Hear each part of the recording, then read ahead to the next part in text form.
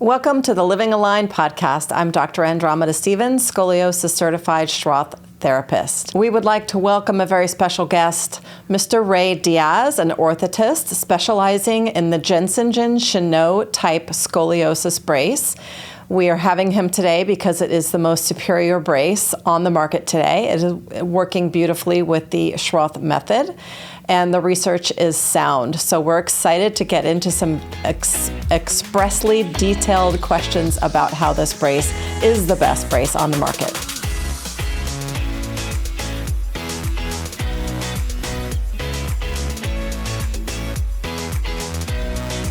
So welcome, Ray, to our podcast today. Thank you for having me. We're excited to get into some interesting questions. So I wanted to ask you first and foremost, tell us a little bit about the Jensen-Chenot brace and how you came to be involved with this type of brace and why you feel that it is the best. Sure. So I've been in this field for a little bit over 27 years and as an orthotist, and I've done all kinds of bracing, but I found my niche in scoliosis. I mean, I love dealing with patients that have scoliosis, so I decided to basically kind of focus myself in that sort of part of the field.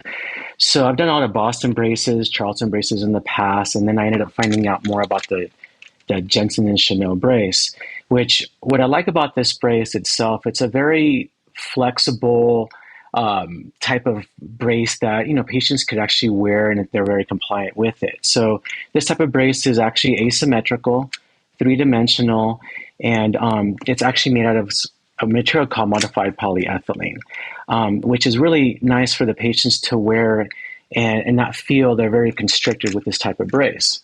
Now, the biggest thing about this type of brace is it's an overcorrection brace, which is actually different from the other braces. So these braces here itself are designed to pass its midline and hold it there as long as we can until the patient's done growing. And with that being done, the patients are actually compliant and they wear it without any sort of complaints.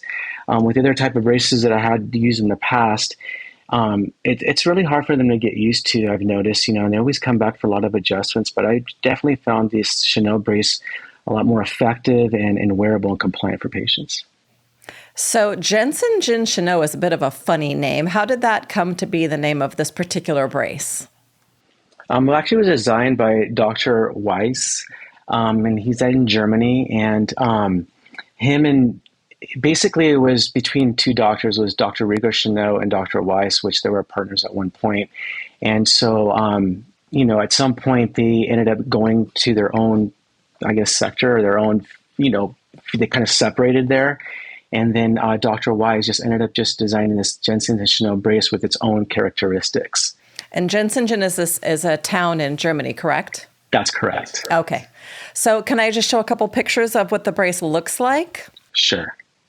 All right. So these are just a few different types of the brace that Ray Diaz makes, different types based on curve patterns, right?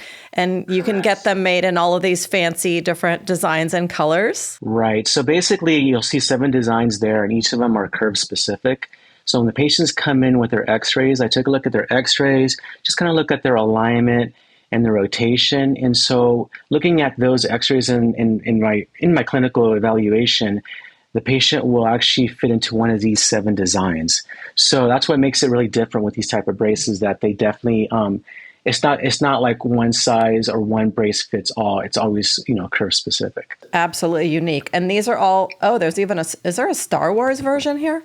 Is that what I'm seeing? These are different styles. Yeah, we definitely have different patterns and styles for colors for the and patterns that makes it fun for the kiddos, right? Correct. And all these different fun colors and designs. I love that. What is your process from start to finish making the brace for a new patient? How long does it typically take? Sure. So there's 2 ways that I actually do it. So we have patients that live locally in the Los Angeles area, and then I have patients that come out of state. So the way I do it for the local patients is we schedule the initial evaluation. In that evaluation, I do a 3D scan, I do a clinical evaluation, and I do pictures and measurements. and then just talk about the brace and what the brace is going to do for that individual. And then I have them scheduled to come back in 2 weeks for delivery. When they come back for delivery, that could take up to an hour and a half to 2 hours. In that visit, what I do with the patient is make sure it fits correctly. If they have any sort of impingements, I address those issues and I show them how to put on the brace. And once I get that set, they'll wear the brace for 2 weeks. And then in 2 weeks, they'll come back again for a third visit. On that third visit, I just get a little bit of feedback from them, how the brace has been going, is there any issues that I need to address at that point? And the reason why I do that is because it takes 2 weeks for the patients to get used to the brace. I mean, right off the bat, it's uncomfortable, but when they wear the brace, they get used to it. And by the time they come back, they'll give me a little bit more feedback. Then what I do is I actually add paper clips to the brace. So that way, when they get their in-brace x-rays taken, it shows me exactly where I'm pushing. And then once those x-rays are returned and actually emailed to me, because that's what I'm instructed to give. I'm instructed to give the patients to send me the in-brace x-rays via email. And then once I get those x-rays, I review them and I call the parents. And I let them know, okay, two things. Either I let them know that, hey, I need you guys to come back because I'm not getting the correction that I need. So then I schedule them to come back again, and then I'll address those issues. If it looks good and it's exactly what I'm looking for, then I schedule the patient to come back every 3 months to see me. So this is what I do for the local patients. For as far as the out-of-state patients, it's the same process. We get the initial evaluation and then the delivery. On the delivery, it takes a little longer because they're not going to come back for a third visit because, it's just very hard to fly in. So on that delivery appointment, I actually put the paper clips on there as well. And then they're going to wear their brace for 2 weeks, and they're going to go back to their state, and they're going to wear the brace for those 2 weeks. Then they will get their in-brace x-rays. They'll send it to me via email. I review them, and then same process. If it's something that I'm not really liking in that x-ray, I will do a Zoom with them. In that Zoom, we're going to go over what we need to do. But rewinding back a little bit, when they do pick up their brace, I give them a care package. In that care package, I give them their Velcro straps, extra padding, I give them glue, I give them everything they need to do that I would need, that I normally would use if they're local. So that way, if I need to make adjustments, I'll do a Zoom and let them know and show them how to make those self-adjustments. Oh, that's themselves. Cool. I thought you would have to actually ship the brace back and forth, but you can do it remotely. That's awesome. Yeah, it saves a lot of time. Yeah, for sure. You mentioned the three-dimensional scanning, which sounds very outer limits and very cool. Didn't they used to do the casting with the old molding actually something on the patient, and that doesn't have to happen anymore? That's correct. So back in the day, that's how I used to cast the patients. We just put a stockinette on them and use plaster Paris. Well, plaster Paris was back then, but we used fiberglass. And we just wrap them, and then we kind of hold them in position, and then we cut it off and use that mold and ship it out. The three-dimensional, we use something called structure scanner, which is, like you had said, is three-dimensional. So that is a form of a cast, which makes it a lot easier all around. It makes it easier for the practitioner. It also makes it easier for the patient because they don't feel so claustrophobic with something wrapped around their torso. I bet. Absolutely. Yeah. Absolutely. What are some of the most standard questions that you get asked by your patients and by the parents? Because you have adult patients as well, right? It's not just kids. I do. So the questions, the ones that really stick out is, how many hours a day do I have to wear this brace? That one that comes out quite a bit. And usually with kiddos, it's 18 to 20 hours per day. And at 4 to 6 hours out of the day, they do not have to wear the brace. But they they have to, when they do not wear the brace, it's not they don't wear the brace 4 to 6 hours consecutively. They have to, break up those times. So you have to spread it out, like an hour here, an hour there. Mm-hmm. Example, eating, you could take it off if they're going to go PE or just swimming. Those are the times they want to take it off. But it's not recommended to have that brace off consecutively because you're allowing that curve to start to settle, and we don't want this curve to settle. We want to be as aggressive as possible. What is the minimum hours? The minimum hours, I would say 18. That would be the minimum for kiddos. Now, for adults, I do part-time, meaning it could be like 10 to 13 hours during the day or as needed. And so what I do tell them is a lot of them, they come in because they have pain. So, and a lot of pain comes from maybe a lot of them work from home and they sit down in front of a computer. So that would be a great time to wear that brace, is when you're sitting down in front of the computer. Like, use that brace when you know it's hurting, So for them, we're not really looking for correction. We'll get alignment. There's no doubt about that. And we'll get pain management. But as far as correction, not for adult patients. It's just more of a pain management type of, brace for them. Another question I get is, do I have to wear this to school? You do, because it is an 18 to 20 hour brace, so it has to be worn to school, and you get these kiddos nowadays that, make fun and bullying, but, I always tell my patients that it's only for a short period of time of your life, and it's your back, and take care of you now so you don't have to pay for the consequences later. And, and they really, they take that to heart, and they really, listen and they do it. And then the third one is, will this make my back straight? Is this brace, am I going to be straight when I'm done with this brace? And I always give the patients and parents a 50, 30, 20. What that means is, if you come to me with a 30-degree curve, 50% of the time when you're done growing, you're going to leave with that 30-degree curve.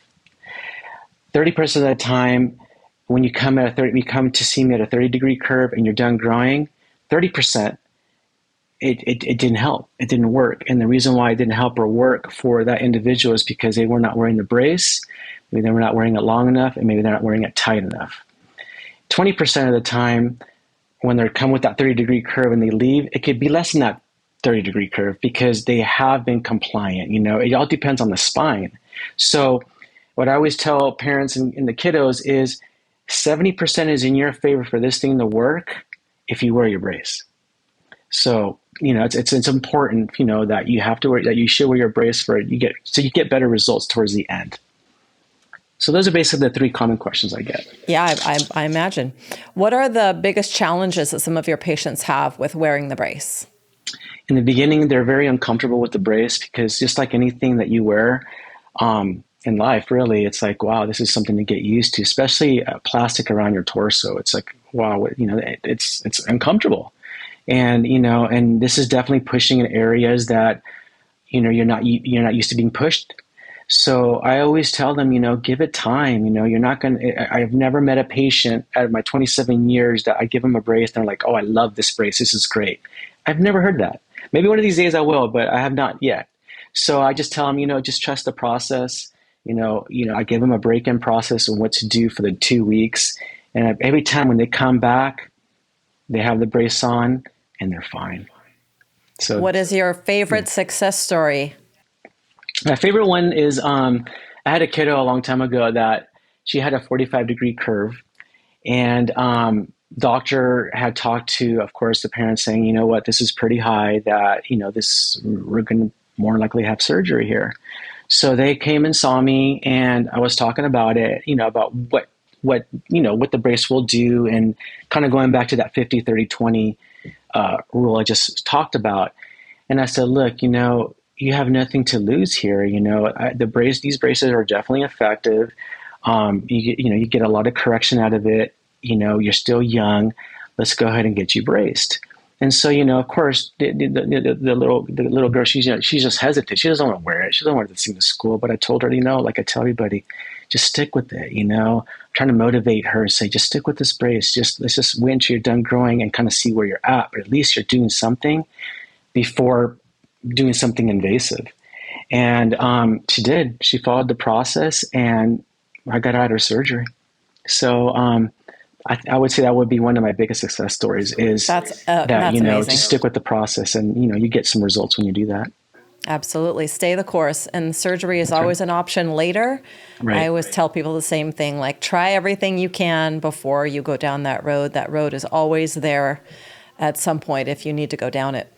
Absolutely. So thank you so much. That was very informative. Anything else on your mind that you want to tell our viewers? No, I just wanted to just thank you for having me here. I'm here to help, and I love this type of brace. It's definitely helped a lot of folks with their scoliosis journey, and just thank you for having me on this podcast. I'm thrilled. I'm thrilled that you joined us. Tell us where the viewers can find you. What's your social media? Where do you work? How do we find you? The name of your company, all that good stuff. Sure. So the name of the company is SoCal Scoliosis Care. I am located at 16430 Ventura Boulevard, Suite 108, and that is in Encino. My phone number is 818-428-5218, and my website is SoCalScoliosisCare.com. On that website, you'll find all my social media. You'll find my Instagram, my TikTok. I have a TikTok in there too, and I have a LinkedIn. So yeah, I could definitely be easily reached. But yeah, if anybody out there has any questions, I'm more than happy to just do a phone consult with you guys over the phone, just to kind of get you guys educated on what these braces do. Wonderful. Thank you so much, Ray. And I look forward to seeing you in person soon. Thank you, Dr. Stevens. Appreciate it. Bye-bye. Bye. Thank you so much, Ray, for that amazing interview. I'm sure we all learned a lot. So we are grateful that he was able to join us. Did you know that braces are not just for children? I think a lot of people assume that they're only for kids, and a lot of doctors will tell you so. That's not quite true. You can actually wear a brace as an adult, maybe not to get your scoliosis completely corrected. You will definitely see some postural correction with adult bracing, but to get out of pain, to stabilize a curve. Sometimes the curves are worsening rapidly and you don't know what else to do, and your surgery is just not an option for you. Bracing is. So definitely look into it and don't be deterred when people tell you no. So that's another episode of Living Aligned podcast. Please visit us on social media and let us know if there are any topics that you would like to cover or any questions that you might have. We'd love to go into our question and answer portion and the myth busting part of scoliosis conversation. So we hope to see you soon.